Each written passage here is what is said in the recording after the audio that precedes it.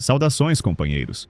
As imagens divulgadas pelo Ministério das Relações Exteriores da China mostram o chanceler Wang Yi durante uma ligação telefônica. O rosto grave, o tom medido, nada de surpreendente até o momento em que o comunicado oficial é publicado. A frase é clara: Pequim se opõe a todas as formas de intimidação unilateral. O destinatário da mensagem, embora não mencionado diretamente, é evidente. Do outro lado da linha, o chanceler venezuelano Iván Gil recebia o que Caracas consideraria um compromisso estratégico em meio a um cerco militar sem precedentes. O que chama a atenção não é apenas o conteúdo da declaração, mas o momento escolhido para fazê-la. 18 de dezembro de 2025. 24 horas após o anúncio mais agressivo de Washington contra a Venezuela em anos. E a frase que veio de Trump foi direta: a Venezuela está completamente cercada pela maior armada já reunida na história da América do Sul. O tipo de declaração que, em outros contextos históricos, precedeu bloqueios totais, invasões e mudanças forçadas de regime. O que aparece nessa coordenação diplomática não é apenas uma conversa de rotina entre aliados. É uma linha vermelha sendo traçada no mapa geopolítico.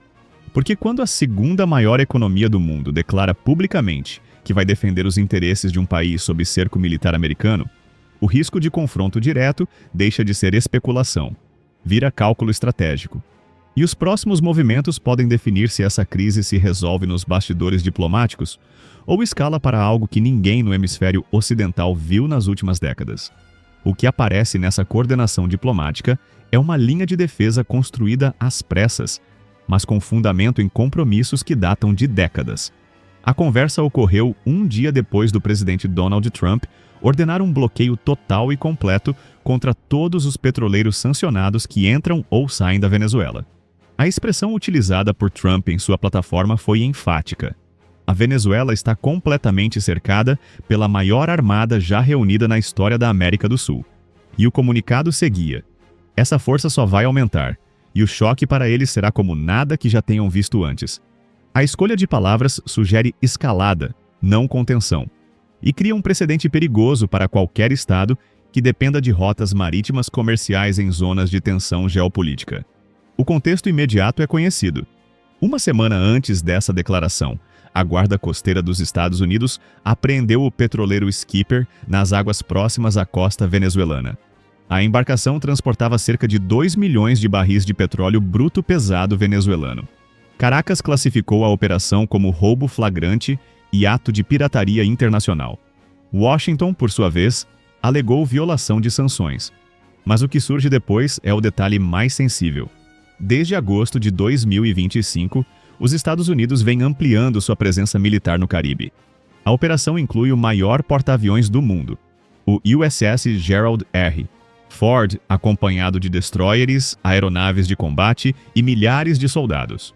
O discurso oficial fala em combate ao narcotráfico, mas a presença de uma força desse porte, somada ao bloqueio anunciado, aponta para objetivos que vão além de interceptações pontuais. É aqui que os analistas começam a ligar os pontos. O petróleo venezuelano não é apenas uma commodity, é uma ferramenta geopolítica. A Venezuela detém cerca de 303 bilhões de barris de petróleo comprovados, o que representa aproximadamente 17% das reservas mundiais conhecidas.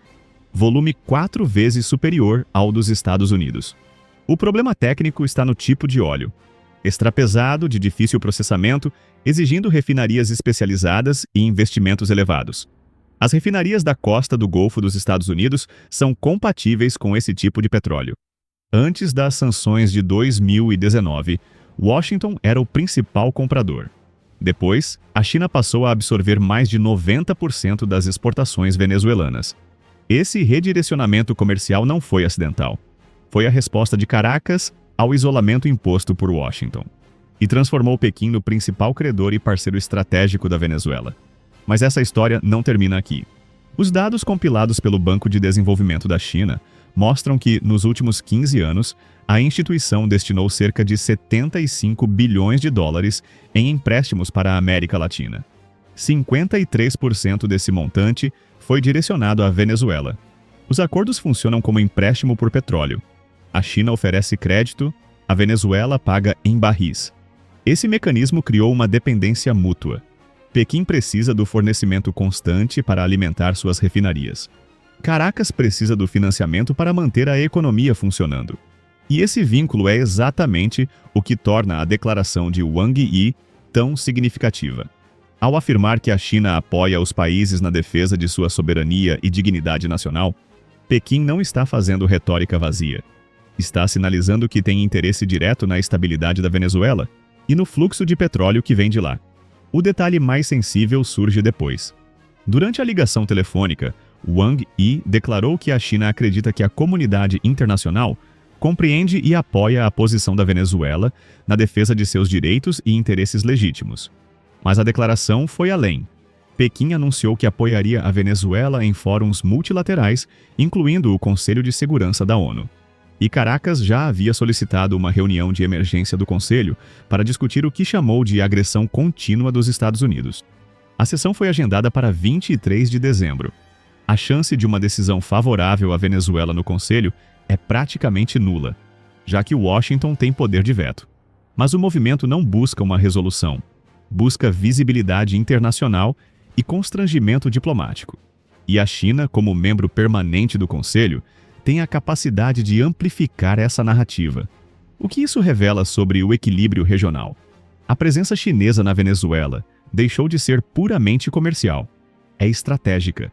Em agosto de 2025, a China Concord Resources Corp iniciou o desenvolvimento de 2 campos de petróleo no Lago de Maracaibo, com investimento superior a US$ 1 bilhão. A meta é atingir 60 mil barris diários até o final de 2026. O contrato de partilha de produção foi assinado sob a Lei Antibloqueio Venezuelana, aprovada em 2020. Esse mecanismo jurídico permite que investidores operem campos de petróleo em troca de parte da produção, contornando sanções internacionais. É um arranjo que funciona em zonas cinzentas do comércio global. E a China é o único ator com capacidade financeira e vontade política para assumir esse risco. Mas a questão que se coloca agora é prática. O bloqueio anunciado por Trump atinge exatamente esse fluxo. Se Washington aplicar a medida com rigor, embarcações que transportam petróleo venezuelano para a China estarão sujeitas à interceptação. Isso cria um dilema para Pequim. Aceitar a interrupção significa perder acesso a uma fonte de petróleo que representa 4% de suas importações. Desafiar o bloqueio significa riscos de confronto naval ou sanções secundárias. E o histórico recente sugere que a China está disposta a testar limites. Em resposta à apreensão do Skipper, a Marinha venezuelana começou a escoltar petroleiros em suas águas territoriais. A informação foi confirmada por autoridades americanas, que monitoram as movimentações. Essa é a primeira reação militar clara de Caracas ao cerco de Washington. E aumenta a probabilidade de incidentes no mar. Os analistas de mercado apontam outro fator. Desde a apreensão do Skipper, as exportações de petróleo venezuelano caíram abruptamente. A capacidade de armazenamento do país está próxima do limite. Em menos de 10 dias, os tanques estarão completamente cheios. Isso obrigará Caracas a reduzir a produção ou buscar rotas alternativas. Ambas as opções têm custos elevados. E a pressão sobre Maduro aumenta. Mas o apoio chinês oferece uma margem de manobra. Se Pequim mantiver as compras e ajudar a viabilizar rotas de transporte protegidas, a Venezuela terá como sustentar suas exportações, mesmo sob bloqueio parcial. Essa é a razão pela qual a declaração de Wang Yi importa tanto. Não é apenas diplomacia. É um sinal de que a China está disposta a assumir riscos para manter seu acesso ao petróleo venezuelano. O que muda no equilíbrio global? A disputa pela Venezuela deixou de ser regional. É um teste de força entre Washington e Pequim. E o petróleo é o pretexto, não a causa. A presença chinesa na América Latina vem crescendo há 2 décadas. Investimentos em infraestrutura, energia, mineração. A Venezuela é apenas a ponta mais visível desse movimento. E os Estados Unidos veem isso como uma ameaça direta à sua zona de influência. A doutrina Monroe, que data de 1823, estabelecia que qualquer intervenção europeia nas Américas seria vista como ato de agressão. Trump está, na prática, aplicando a mesma lógica contra a China e usando o petróleo venezuelano como terreno de confronto. Os movimentos no campo político também revelam tensões internas nos Estados Unidos. Na quarta-feira seguinte ao anúncio do bloqueio, a Câmara de Representantes colocou em votação 2 resoluções que poderiam limitar as ações militares de Trump.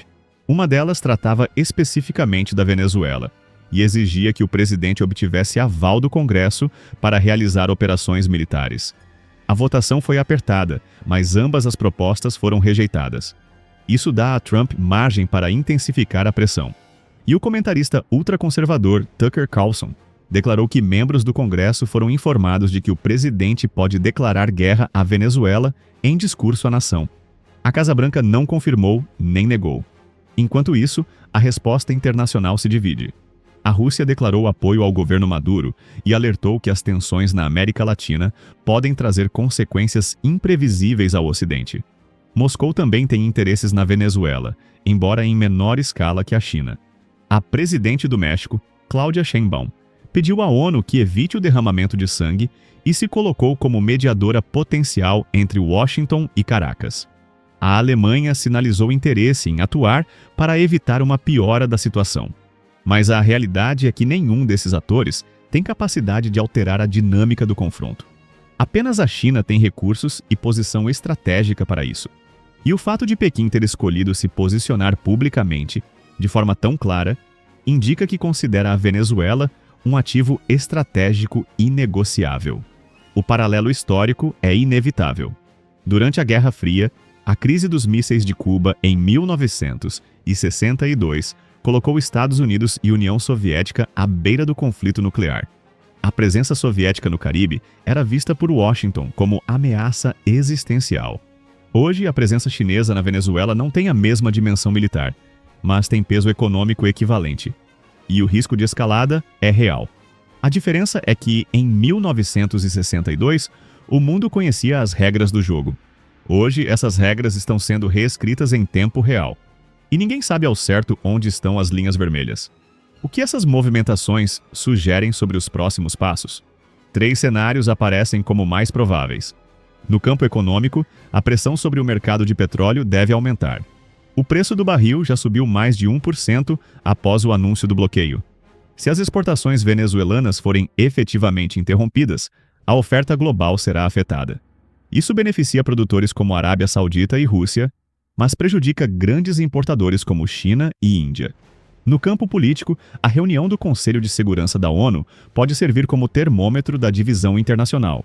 China e Rússia apoiarão a Venezuela. Estados Unidos e aliados europeus defenderão as sanções. O resultado será previsível, mas o debate revelará o grau de isolamento diplomático de cada lado. E militarmente, o risco de incidentes navais é concreto.